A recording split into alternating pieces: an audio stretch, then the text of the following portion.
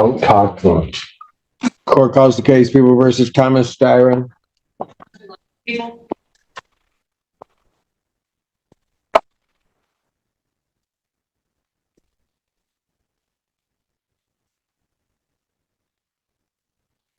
I'm Stein, the living man. I'm here by special appearance to address this matter. I'm sorry? So I'm Thomas Styron, the living man, not Thomas Ulrich Styron, the entity you know me as, or as I'm in my papers. I'm here to address the matter. All right, thank you. You wish to be represented by an attorney, sir? The case kicks off with People versus Thomas Styron, and immediately, it's not the typical roll call. Styron rejects being labeled as a defendant, and instead declares himself a living man, appearing by special appearance. It's the kind of opening move that signals he's not going to follow the usual courtroom script, and the judge already has to redirect the focus just to establish basic positioning in the courtroom. No, I'm here to address the appropriate persona. All right. I do have to advise, so you're going to represent, you need to stand in the middle of the podium where he's telling you to stand. Now. Mr. Allen, if you don't want to cooperate and handle things, he wanted you in the middle of the podium where you're supposed to be. If you don't want to be there, then say no. I'm telling you now to do it. If you want me to stand close to the mic, no problem. Sir, you want to play a game with me? No. Not today. Mr. Allen, take him. We'll bring him back out when he wants to cooperate.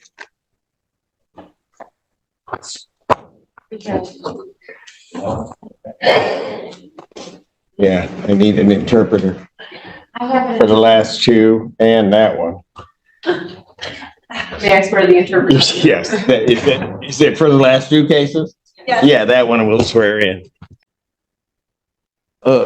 I am Tariq Maratari-Kade, the executor of the Tariq Maratari-Kade Living Trust and the registered owner of the Tariq Maratari-Kade Explorazione Kinderman Wilson Estate.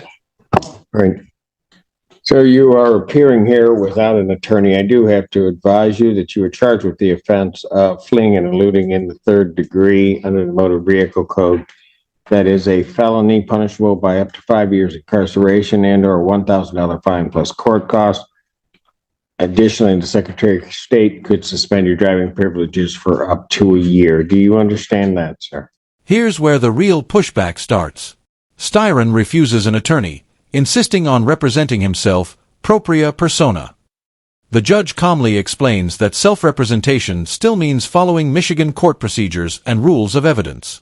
Styron doesn't bite. He sidesteps into philosophical objections, framing statutes as something he won't assimilate to.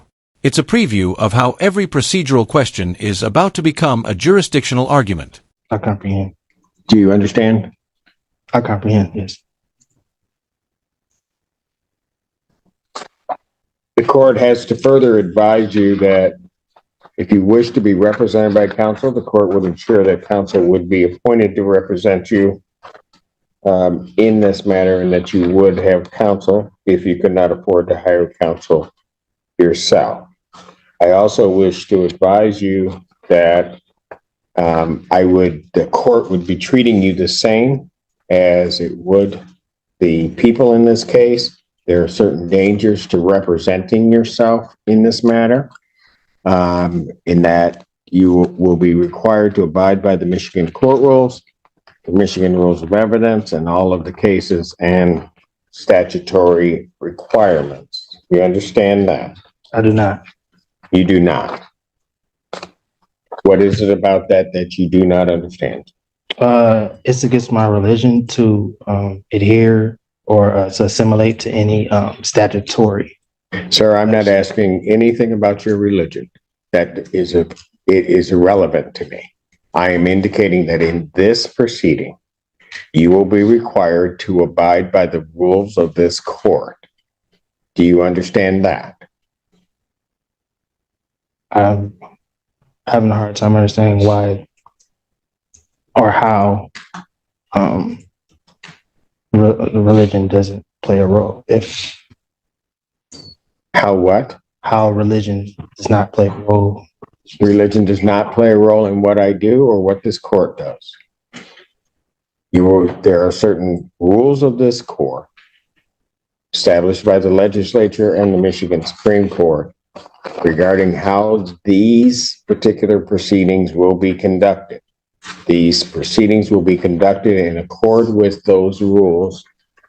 Do you understand that, sir? Well, according to the American Declaration on the Rights of Indigenous Peoples, as well as the international or the United Nations Declaration on the Rights of Indigenous Peoples, the state and the governments should. Sir, you have no authority for what you're about to state because what you're about to state is incorrect.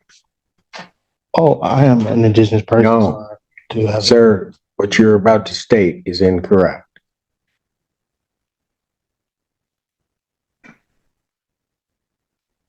Well, If you were on indigenous lands, if that's where you're going, then maybe you might be right. As it stands right now, this proceeding is not on indigenous land. well, that's a matter of perspective, sir. It is, and the only perspective that's going to matter on that is mine. Now the clash shifts into the jurisdiction zone. The defendant in the next case claims indigenous rights under UN and American declarations, suggesting the court lacks authority. The judge isn't having it, cutting off the legal theory mid-sentence and stating, flat out, that this proceeding is not on indigenous land. In the judge's courtroom, there's no debate. The only perspective on jurisdiction that counts is his. We are not on indigenous lands, subject to indigenous or tribal rules. Is there You a are law? subject to the rules of the Michigan Supreme Court as they are promulgated, both in terms of procedure and evidence. Do you understand that that's what's happening, sir? I do not. What is it that you do not understand? I don't understand. Because I'm going to tell you something, sir. If you are unable to establish or understand what I'm saying, and go through this with you again, I have to assume that there may be some reason why you don't understand. This court will take precautions to protect your rights, and I will be sending you for a competency evaluation to make sure that you are competent to stand trial and to stand in these proceedings. Well, I would agree to a competency if the prosecution as well as the court and the officers agree to take a competency. That's not the way it works. You don't get to make the rules. I'm not. I'm ordering a competency. I'm not making. Defendant is ordered for a forensic evaluation. At this point, the judge's patience is tested. When the defendant repeatedly says he does not understand the court rules, the judge flips the switch. If you can't understand the rules, you might not be competent to stand trial. A forensic competency evaluation is ordered on the spot, and a hearing is set for July 25, 2024. The message is clear. You can't derail the case by refusing to play by the script. There's a process for that. I will set a competency hearing in this matter for July 25th, 2024. At what time? At 9 a.m. Now, sir, I'm going to ask you this Yes, sir. because it's going to depend on where you may be staying for a period of time. If they send you information as to when you have your forensic interview, Yes, sir. are you going to cooperate and attend that interview? Under threat, duress, and coercion. Yes. Pardon? Under threat, duress, and coercion. Yes. No. Not how it works. I don't. I'm asking you, are you voluntarily going to cooperate? I say yes. Pardon? I mean, under it, yeah. I mean, is this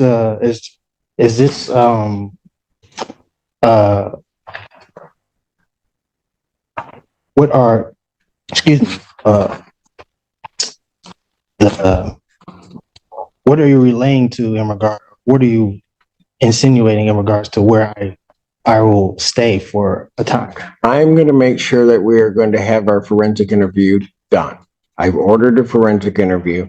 I am asking you whether or not, when given notice of that interview, whether or not you are going to voluntarily cooperate in that interview. I will take the interview. Excuse me? I will take the interview. The judge tries to secure cooperation for the evaluation, asking if the defendant will voluntarily attend. Instead of a clean yes, he offers under threat, duress, and coercion. The judge presses for clarity, but the answer stays tangled in protest language. It's a verbal chess match where the judge keeps trying to get a straight move, but the other side is playing an entirely different game. Anything from the people? Would the court ask the people to prepare the order for the competency? Yes, please prepare the order for this. Is that your address, sir? Excuse me? That's correct. All right, very good. And so I will send a copy to that address. Very good. All right. This time then bond is continued. Yes, sir. And I'm sorry, can I get that date again, please, sir? I can put it in my calendar. July 25th, you were supposed to, so I'm assuming you're waiving it. You were supposed to file your motion with. I did, I filed it. When did you file it? I brought it in today. Do we have it? I gave it, I mean, it was stamped and everything. I gave it to the reception. Why didn't you file it before today? Well, as I stated at the last hearing, No, don't go through what you stated at the last hearing. well, you You asked, knew that, no, you knew it was supposed to be filed before the day. Young man, you're gonna That's it. figure out something. We're playing by my rules, not yours. So you know, do not say anything because you're gonna figure that out real soon. Do they have it? I have not received a response yet. Since I'm sending in for a competency, I can't hear that. I can't hear his motion in any event. So I won't hear his motion at this time. He'll have to refile it timely if he's determined to be competent. So I'll have his bond continue. He can go. What? I didn't get the last part that you said. The bond continued and what? I said you can go. Oh, okay, no problem. We wrap with a dispute over a last-minute motion filing. The judge notes it's late and, with competency in question, refuses to hear it until the evaluation is done. Bond is continued, the date is confirmed, and the defendant is excused.